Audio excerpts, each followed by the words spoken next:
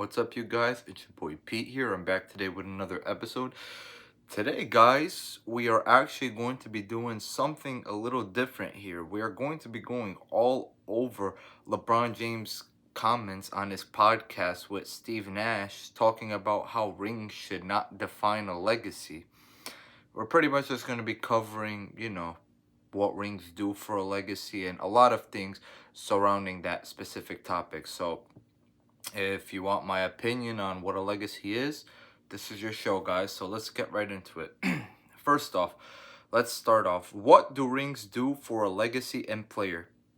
I mean, as more and more opinions in the sports world have formed, obviously rings mean a lot towards a legacy. That's just how all of us as humans have made it. And that's kind of what LeBron was arguing. He's like, I don't know where this started from, but why do rings have to define who we are as a player? Why does it downgrade our legacy and all that types of stuff? And I get where he's coming from because, championships are a team accomplishment. But unfortunately, if you don't win, you're just not going to be remembered as much as other players are. I mean, if you want to say, for example, Allen Iverson is as talented or better than D Wade, like as a talent, you could say that. But unfortunately, you can't rank him higher all time because he's never won anything. You know what I'm saying? Like, just because you don't have a ring doesn't mean your legacy is tarnished. Don't get me wrong, you'll be remembered as a good player. But if other guys win, that's just naturally going to put them above you legacy wise, not as a talent specifically, because when we rank legacy, in my personal opinion at least, I think legacy is a mixture of multiple things. If we were just going off of talent, that's not a greatest list, that's a best list. Okay, so in my opinion, what makes a legacy is a combination of championships. Well, yeah, championships is part of accomplishments. So accomplishments, talent, and influence, if you had any. It's a mixture of those three things, in my opinion. I mean, do championships necessarily make you the greatest ever alone? No, because if that was the case, Bill Russell would be the GOAT, and nobody thinks he's the GOAT. People think it's either Michael Jordan or LeBron James. So clearly, it's more than just the rings. Obviously, your talent is involved because if we're going off talent alone, Bill Russell wouldn't even be top 500 all time. But, because he did a lot for his era, we still have to put him up there with the greatest ever. And that's how a greatest list should work. It should go off of pretty much what you did for your era. Because if you're just going to discredit somebody for something they did just because you think their era was weak, then you're not making a greatest list. You're making a best list. Because everything in life evolves. And basketball is no different. So obviously, as years go by, the players are going to be more talented. Like right now, the NBA is more talented than it's ever been. Right? It's more talented than it's ever been. Are we going to sit here, for example, and say Nikola Jokic is greater than Bill Russell or Wilt Chamberlain, though, as of right now?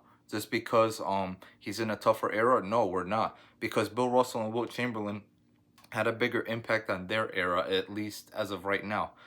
So you can't necessarily downgrade anybody for the era that they played in. So in my opinion, legacy is a mixture of accomplishments, which obviously factors in rings, talent, and influence if you had any. Okay? How much weight does a ring hold towards your all-time ranking? Well, I mean, I kind of already just broke that down for you. Rings is not the end be all of a legacy. I already pretty much discussed that as well. I mean, Bill Russell would have been the GOAT if that was the case, but clearly he's not. The best overall balance of everything, though, of everything, rings, accomplishments, talent, and influence, is the people that are in the GOAT debate, LeBron James and Michael Jordan. In my opinion, those two guys have the perfect balance of all three of those things, and that's exactly why they're in the GOAT conversation. You know what I'm saying? I mean, I hate when people try and use the argument 6-0, 4-6, and that's why Jordan is the GOAT. No, because if rings is the case, why isn't Bill Russell the GOAT? Which is an argument I already made. So clearly, we're going off of just who we think is better at this point. And personally, I think LeBron is the better player. Jordan is more accomplished, but LeBron's longevity kind of is bringing Jordan, uh, pretty much giving Jordan like a run for his money in terms of accomplishments and stuff like that. But Jordan still gets the edge there. And then in terms of influence, I would have to give it to Jordan still because, you know, I mean, he just completely changed the game. You know, obviously his sneakers are a big hit and stuff like that. And LeBron, although LeBron didn't necessarily change the game, he brought more fans to the game, stuff like that. You know, he also influenced the players' movement where he made it okay basically to walk away from your current situation. I mean, we got guys in other sports literally doing this stuff. Like we got guys in football literally saying that they're gonna sit out if they don't get a new contract, or they're requesting for trades, or they're just leaving. LeBron basically influenced the players' movement. So that's kind of how LeBron changed the game. He didn't change it physically. He changed it more, you know, in terms of the movement. That's how LeBron changed it. But in my personal opinion, I would have to say LeBron is the GOAT. And then I am going to be getting right into my top 10 to 15 players of all time ever, and I will explain why I have everyone where I have them ranked. All right, so the GOAT is LeBron, as I just said. Michael Jordan is two. Number three, I have Kobe Bryant. I think when you go off of a mixture of talent, accolades, and influence, I think he's third. I mean, his talent is there. His accomplishments are not top five or top three, but they are top 10. But, you know, in my opinion, his talent is top three. His influence is top four at worst. I think the four most influential guys ever are Kobe, LeBron, Jordan, and Steph. No specific order, but that's just basically my Mount Rushmore of influential players. So I have Kobe at three. At four, I have Kareem Abdul-Jabbar, you know, the most accomplished player ever. At number five, I have Magic Johnson. Number six, I have Shaquille O'Neal. Number seven, I have Larry Bird.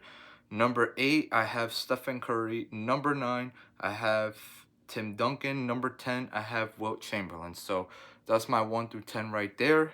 Now, if you guys want me to get into my 11 through 15, I got Bill Russell 11, Hakeem Olajuwon 12, 13, I got Nikola Jokic. At 14, I have Giannis Antetokounmpo, and then at 15, I have Kevin Durant. So, like I said, when you go off of talent, accolades, influence, I think that top 15 makes the most sense to me. But another thing I also want to get into, guys, is the championship part. A lot of people tend to discredit somebody if they're not the finals MVP. Like, for example, Kobe is one of those players where guys are just like, oh, well, Shaquille O'Neal carried Kobe and he made Kobe's legacy. Okay, well, I mean, if that's the case, did Kareem Abdul-Jabbar get carried four times by Magic Johnson? He has 6 championships, but he only has 2 finals MVPs. He won one with the Bucks, the other 5 were with the Lakers, and he won 1 finals MVP in them. So are you trying to tell me that Magic Johnson, who won the other 3 finals MVPs, and James Worthy, who won the other one, carried him? No, nobody says that. And then for Magic Johnson's case, he has 3 finals MVPs. Kareem won one of them, and James Worthy won the other one. Did Magic Johnson ever get carried? No. Did Shaquille O'Neal get carried by D. Wade in his 4th championship? No. Did Larry Bird get carried the one time he didn't win finals MVP? He has 3 championships but 2 finals MVPs. Did he get carried? No. Did Stephen Curry get carried in 3 out of his 4 championships? He has 1 finals MVP. No. Did Tim Duncan get carried 2 times when he didn't win finals MVP? He has 5 rings, 3 finals MVPs. The answer is no. Okay, guys? So you see the pattern here. So if people are just going to sit here and act like you don't deserve credit because you didn't win the finals MVP, that's false. Because these are literally the greatest players of all time that I'm mentioning, who at some point were not the best player on the championship team. Only LeBron and Jordan were the best in every single one of them. And that's a big reason why they're in a class of their own. That's a big reason why they're in a GOAT debate of their own. Right there. Okay, guys? So saying that somebody doesn't deserve credit for a championship just because they weren't the best player, I think that's absolutely absurd. I just gave you guys plenty of examples of guys that weren't always the best player on the championship team. So that argument should be out the window in my opinion. But yeah, guys, that is pretty much my take on that. Like I said, LeBron and Jordan are in a class of their own because of the talent, the accolades, and the influence. All those things factored in. They were also always the best players on their team when they won championships. Like Jordan has 6 Finals MVPs, LeBron has 4 Finals MVPs, which is, you know, the top 2 most ever.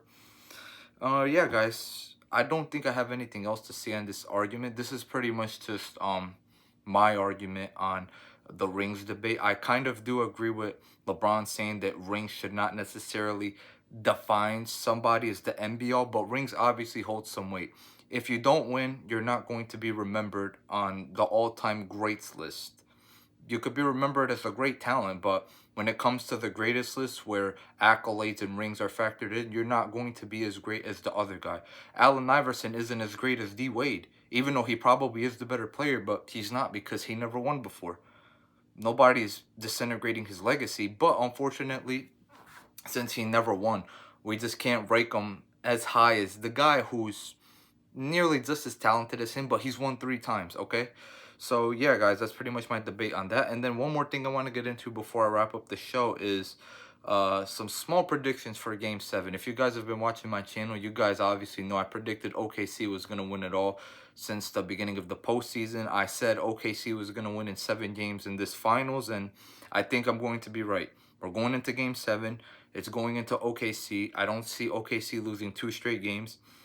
I think the Finals MVP, to be honest, it should go to Shea. But if I'm being completely honest, I think Jalen Williams has been the best overall player in the series, factoring in both ends. I mean, he's averaging 24, 5, and 4 in the series with elite defense. You know, Shea has been rated the worst defender in his starting lineup, but he's obviously been the best player offensively, as he always is. So it's really going to come down to what Shea and J-Dub do in Game 7. But the Finals MVP is probably going to come down to one of them two. But I'm probably just going to predict Shea is going to get it. I think he's probably just going to show up in Game 7, and that'll solidify it for him.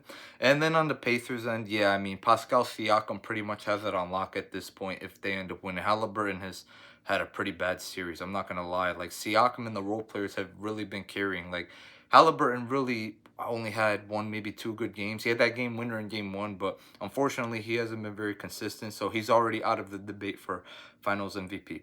But yeah, guys, that was the show. Hope you guys liked it. Like and subscribe, comment, help me to impact and to reach as many people as possible.